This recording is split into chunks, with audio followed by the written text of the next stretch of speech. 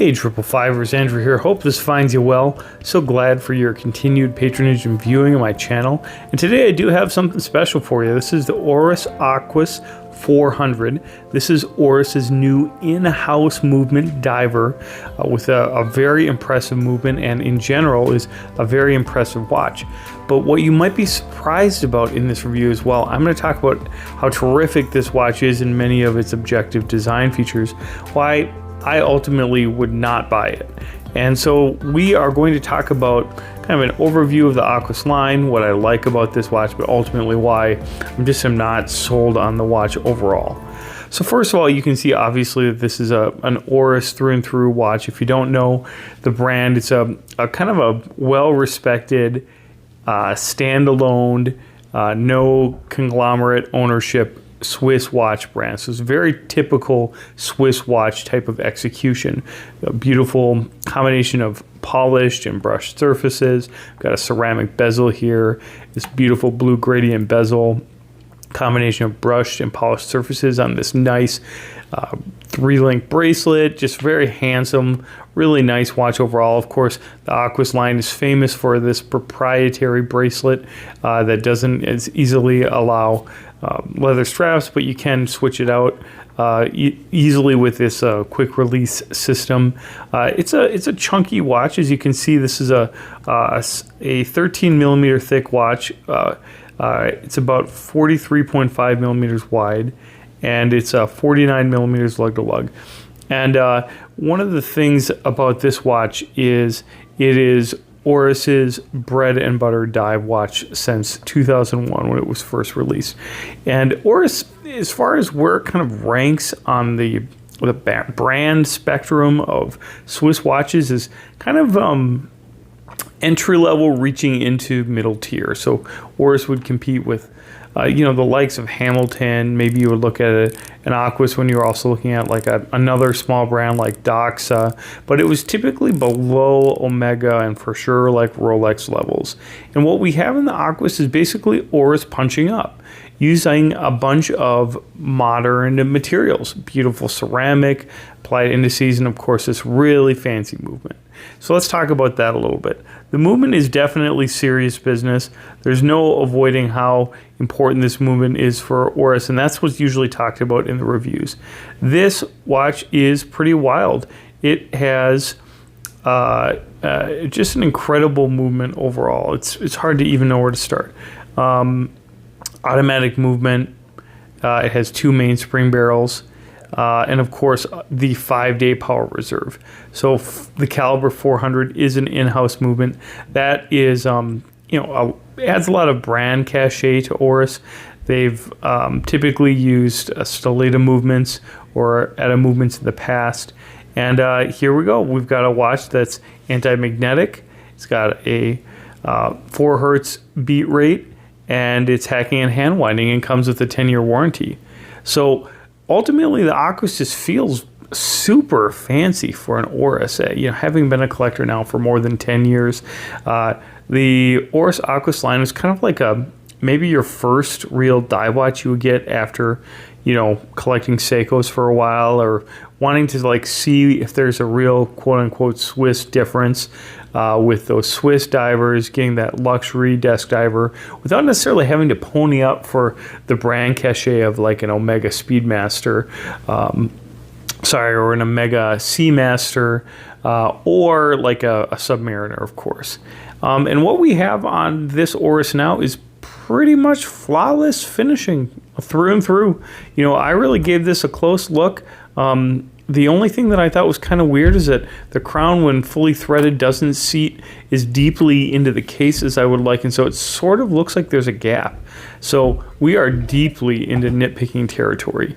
The bracelet as well, since this is a feature of the Aquis line, I do want to mention that it doesn't have micro adjustments. It is just sort of more of the typical folding clasp that you would get on a dive watch. It is a button clasp, which is nice. And of course, the weight and thickness of the bracelet is very manageable. Of course, you can see here this diving clasp. So the bracelet is nice, but it's really not like striking or impressive. It's just a nice bracelet. So again, maybe for the guy getting his first luxury dive watch, this would feel like an improvement, absolutely, over the standard Seiko type of dive watch with kind of chunkier, maybe not as balanced bracelet. But you're paying $3,500 retail for this watch with this movement on this bracelet. And that does include a 10-year warranty, and it does include, I think, some of the prettiest finishing I've ever seen on a dive watch. This gradient blue dial, the deep blue ceramic bezel, got a lot of compliments from friends and family when I was wearing it. It looks like a pretty watch. But what's interesting is that it never struck anyone who saw it when I was talking with them as a watch where they wanted to learn more about the brand, or wanted to see if there were different sizes or versions of the watch. What was interesting about this watch is it's really a standout on paper. Got the powerful, huge power reserve movement, nice bracelet, nice dial. It really is a very sharp looking watch. As you can see here, I did struggle somewhat changing some of the links on this watch, but this is a watch for someone who doesn't care at all about brand cachet, doesn't care about having a historic model. They just are driven by specifications. So maybe if you're like an engineer and you just want the best movement in the best desk diver without going overboard and getting into the sort of wild power reserves. And you want also a modern size watch, obviously, when you're going above 42 millimeters. But looking at this watch on my 7¼ inch wrist, there's something kind of peculiar. This watch almost feels like it's sort of a dated style at this point. Like, we have come full circle back to vintage size watches in the dive world, and I think that it's a really good thing.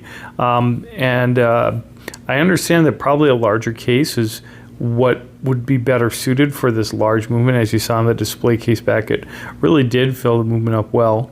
But I sort of feel like wearing this larger dive watch, this larger desk diver, is sort of like making an early 2000s power move as far as fashion goes. Not that I'm anyone particularly that you should be referring to for fashion advice, but it just feels sort of like an older style. Reminds me a lot of my 42 millimeter Planet Ocean. So overall, this is a beautiful watch. I mean, beautiful double dome sapphire crystal, great details throughout the watch, but just kind of an overall feels like the model's dated to me. And that's okay. It's okay that you take a well accepted and distinct model in the Oris line, sort of crank it to 11 with the nicest features, beautiful dial, ceramic, of course the in-house movement. But to me, this sort of feels like I would really have to love the Aquis line in order to be interested in ponying up that $3,000 plus for this watch when there's so much interesting competition out there.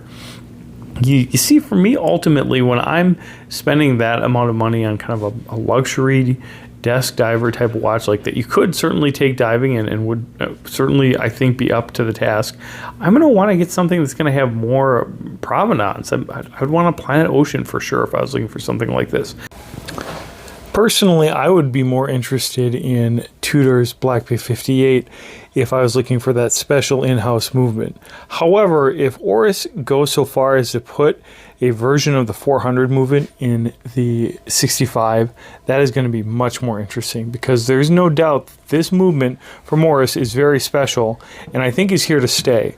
So for interested collectors who love Oris and would like to maybe find it in a more vintage inspired model, I think it's probably just a matter of time.